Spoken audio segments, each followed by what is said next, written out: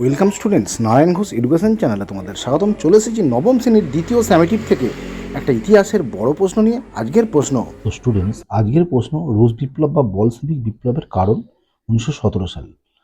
আধুনিক যুগের ইতিহাসে রাশিয়ার বলশেভিক বিপ্লব একটি যুগান্তকারী ঘটনা। 1789 খ্রিস্টাব্দে ফরাসি বিপ্লবের পর বিশ্বের ইতিহাসে এত বড় যুগান্তকারী ঘটনা আর ঘটেনি। এই বিপ্লবের পিছনে একাধিক কারণ বর্তমান, সেগুলি নিচে আলোচনা করা হলো। প্রথম পয়েন্ট, রাজনৈতিক কারণ।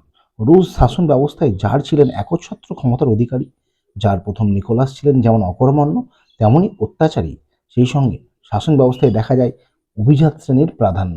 বিচার ব্যবস্থার নামে চলে প্রহসন। শেষ পর্যন্ত 1915 খ্রিস্টাব্দে যার বিরোধী জনরোষ তীব্র আকার ধারণ করে। বাধ্য হয়ে নিকোলাস জনপ্রতিনিধি সভা ডুমা আহ্বান করলে বিপ্লব অনিবার্য হয়ে ওঠে। পরের পয়েন্ট, সামাজিক কারণ।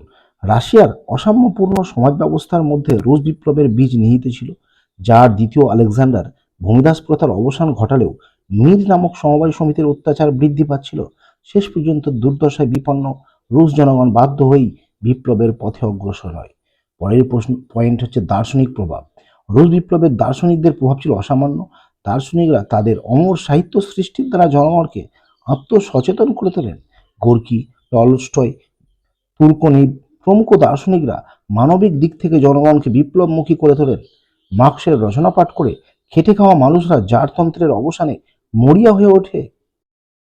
পরের পয়েন্ট, প্রত্যক্ষ কারণ। প্রথম বিশ্বযুদ্ধে রাশিয়ার শোচনীয় পরাজয় জনগণের জার বিরোধী মনোভাবকে আরও সক্রিয় করে তোলে।